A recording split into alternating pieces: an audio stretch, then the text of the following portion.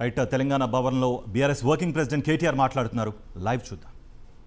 ఒక మాట, అసలు ఆయనకు రక్షణ కవచమే వీళ్ళు. నేను మొన్న మాట్లాడుకుంటే చెప్పిన ఈ సెంట్రల్ యూనివర్సిటీ భూములు ఈ దందా వెనుక ఒక బీజేపీ ఎంపీ ఉన్నాడని నేను చెప్పిన, పేరు చెప్పలే నేను. గుమ్మడికాయల దొంగ ఎవడరా అంటే భుజాలు తడుపుకున్నట్టు ఒకరికి ఒకటి వస్తుండు బయటికి వచ్చి నన్ను తిట్టుడు. నేను నన్ను తిట్టుడు ఎందుకు రా భయ్, చేసేదో అటు చేయు, మీరు కేంద్రంలో ఉన్నారు, మీరు చేసేదో అక్కడ చేయండి అంటే ఎవడు చెప్తలేడు. తిట్టుడు మాత్రం నన్ను. ఎందుకు చెప్తున్నా ఇదంతా అంటే ఈ 16-17 నెలల్లో తెలంగాణకు బీజేపీ చేసిన ఒక్క పని, ఒక పై సంబంధం పని ఏదైనా ఉన్నదా? మీరు కూడా ఆలోచించండి, ప్రజలు కూడా ఆలోచిస్తున్నారు. ఎందుకంటే ప్రజా పోరాటాల్లో లేరు, హైడ్రా బాధితుల దగ్గరికి వీళ్ళు పోయేది లేదు, మూసీ బాధితుల దగ్గరికి పోయేది లేదు, సెంట్రల్ యూనివర్సిటీ పిల్లల కోసం కొట్లాడేది లేదు, లగచర్లలో లంబాడ రైతులను జైల్లో పెడితే మాట్లాడరు, రేవంత్ రెడ్డి ఇచ్చిన హామీలు అమలు చేయకపోతే మాట్లాడరు. మరి బీజేపీ వాళ్ళని ప్రజలు ఎందుకు పట్టించుకోవాలి, ఎందుకు పట్టించుకుంటారు? ఆలోచించండి. వాళ్ళకి తెలిసింది ఒకటే ఒక్క మందు, ఏమన్నంటే మతం పిచ్చి నింపాలి, మొత్తానికి ఆఖరికి మతం పేరు మీద రాజకీయం చేయాలి. కానీ తెలంగాణ ప్రజలు ఇలా చాలా చైతన్యవంతంగా ఉన్నారు. మళ్ళీ రిస్క్ తీసుకోరు. అమ్మో మొన్ననే కాంగ్రెస్ నమ్మి బొందల పడ్డం, ఈసారి మాత్రం రిస్క్ తీసుకోవద్దు, ఈసారి మళ్ళీ ఈ లంగలను నమ్మితే ఇంకా రాజకం వీళ్ళు అని చెప్పి భయంలో ఉన్నారు. కాబట్టి ముమ్మాటికి భవిష్యత్తు మనది.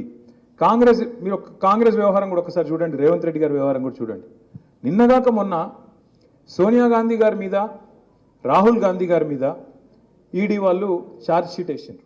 నేషనల్ హెరాల్డ్ అని ఒక స్కామ్ ఏదో అయింది, 2000 కోట్ల కుంభకోణం అని చెప్పి వాళ్ళ మీద ఛార్జ్ షీట్ వేసి A1గా సోనియా గాంధీ, A2గా రాహుల్ గాంధీని పెట్టిర్రు. మొత్తం దేశమంతటినేమో కాంగ్రెస్ ఏడాడుందో అక్కడ లొల్లి చేసిండ్రు, బీజేపీని మోడీని తిట్టుకుంటూ బయటకు వచ్చి నిరసనలు చెప్పారు.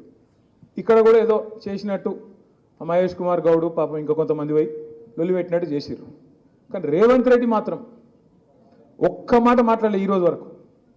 ఏది వాళ్ళ నాయకత్వం మీద, వాళ్ళ టాప్ లీడర్షిప్, సోనియా గాంధీ రాహుల్ గాంధీ మీద కేసు అయితే, ఛార్జ్ షీట్ అయితే, దేశంలో ఉన్న కాంగ్రెస్ వాళ్ళందరూ మాట్లాడుతుంటే రేవంత్ రెడ్డి మాత్రం కుయ్యి లేదు, కయ్యి లేదు, సడి లేదు, సప్పుడు లేదు. ఎందుకు అంటే ఒక గంత దృఢమైన బంధం, చోటే బాయిది బడే బాయిది, అంత దృఢమైన బంధం అన్నట్టు. ఆయన కాపాడుతాడు, ఈయన కాపాడుతాడు. సెంట్రల్ యూనివర్సిటీ భూముల్లో బుల్డోజర్లు పంపిండు రేవంత్ రెడ్డి, అక్కడ జింకలు చంపుతుండు అని చెప్తే నేను ప్రధానమంత్రి గారిని అడిగిన, అయ్యా ప్రధానమంత్రి గారు, నీకు సంవత్సరానికి ఒకసారి యాదికి వస్తుంది తెలంగాణ. ఏప్రిల్ 2024లోనేమో ఆ రోజు అన్నావు ఇక్కడ RR ట్యాక్స్ వసూలు చేస్తారు, తెలంగాణలో అవినీతి రాజ్యం వెళ్తుందన్నావు. సంవత్సరం అయిపోయింది, యానివర్సరీ కూడా అయిపోయింది, మరి ఇంతవరకు దాని మీద ఏం కార్వాయి లేదు, దాని మీద ఏం స్టడీ సపోర్ట్ లేదు, ఒక కేసు లేదు. ఏమైంది RR ట్యాక్స్ అని చెప్పి ఆరా తీసింది లేదు. మళ్ళీ ఇప్పుడు సంవత్సరానికి వచ్చి రేవంత్ రెడ్డి ప్రభుత్వం అరాచకం చేస్తున్నది, సెంట్రల్ యూనివర్సిటీలో బుల్డోజర్లు పంపుతుంది అంటున్నావు కదా. సెంట్రల్ ఎంపవర్డ్ కమిటీ రిపోర్ట్ ఇచ్చింది, స్పష్టంగా రిపోర్ట్ ఇచ్చింది, ఇందులో ఫైనాన్షియల్ ఫ్రాడ్ జరిగింది, తప్పకుండా ఇన్వెస్టిగేటివ్ ఏజెన్సీలు ఇలా రావాలి, ఎంక్వైరీ చేయాలని చెప్పి వాళ్ళు సుప్రీంకోర్టు అపాయింట్ చేసిన కమిటీ రిపోర్ట్ ఇచ్చింది. మరి రిపోర్ట్ నీ కాడు ఉంది కదా, వెంటనే ఇప్పుడే CBIనో CVCనో వెంటనే పంపి, నిజంగా నువ్వు రేవంత్ రెడ్డి ఒకటి కాకపోతే ఇన్వెస్టిగేషన్ చెయ్యని అడిగిన, సప్పుడు లేదు.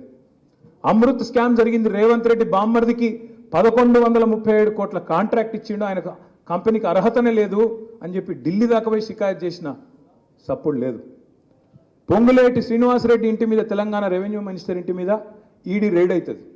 రైడ్ అయ్యి కూడా 200 రోజులు దాటిపోయింది. ఇప్పటి వరకు ఈడీ కూడా చెప్పాడు, శ్రీనివాసరెడ్డి చెప్పాడు ఏం దొరికిందిరా అయ్యా అంటే. టీవీలలో మాత్రం స్క్రోలింగ్లు వచ్చినాయి, కౌంటింగ్ మెషిన్లు పోతున్నాయి, బాగా పైసలు దొరికినాయని వచ్చినాయి. ఏం దొరికిందో పరమాత్మకే తెలియాలి. ఇదంతా ఎందుకు చెప్తున్నా అంటే, 2 పార్టీలు తెలంగాణలో మాత్రం దొందే, ఇద్దరు ఒకటే, ఇద్దరు తెలంగాణ ప్రజల ప్రయోజనాలు వాళ్ళకి పట్టాయి, తెలంగాణలో ప్రజా పోరాటాలు వాళ్ళకి ఇష్టం లేదు, తెలంగాణ బాగుండు అంతకంటే ఇష్టం లేదు. అందుకే నేను మీ అందరితో కూడా ప్రార్థించేది, ముఖ్యంగా మా కార్పొరేటర్లు, మా గౌరవ శాసనసభ్యులు, ఎవరెవరికైతే 24 తారీఖు జరిగే ఎన్నికల్లో ఓటు హక్కు ఉందో, మనం వాళ్ళకి వేసేది లేదు, వీళ్ళకి వేసేది లేదు, MIM లేదు, బీజేపీ లేదు, ఇద్దరు కూడా మనకు అవసరం లేదు. మనం ఎందుకంటే క్యాండిడేట్ని పెట్టలేదు, మనకు సంఖ్య లేదు కాబట్టి క్యాండిడేట్ని పెట్టలేదు. నేను మీతో రిక్వెస్ట్ కూడా చేసేది, ఆ రోజు కౌన్సిల్లో ఏదైతే ఎలక్షన్ ఉందో ఆ ఎలక్షన్ను మనం పూర్తిగా బాయ్కాట్ చేద్దాం. మనం అడుగు పెట్టేది లేదు, కౌన్సిల్కి పోయేది లేదు, అడుగు పెట్టేది లేదు, ఓటు వేసేది లేదు. ఇద్దరు కూడా ఒకటే తరీకా మనుషులు, మనకు అవసరం లేదు, వాళ్ళు లేదు, ఇల్లు లేదు, మనం అందులో పోయేది లేదు. నేను శ్రీనివాస్ యాదవ్ గారిని, సబితా గారిని కోరుతా ఉన్నా, మీరు దయచేసి ఆ విప్పు కూడా ఇచ్చేది ఉంటే విప్పు కూడా ఇవ్వండి. ఎవరైనా వ్యక్తిగతంగా విప్పు ధిక్కరిస్తే కూడా చర్యలు ఉంటాయి. విప్పు కూడా పార్టీ నుంచి ఇస్తాం. తప్పకుండా దాన్ని పాటించాలని చెప్పి కూడా నేను కోరుతా ఉన్నాను.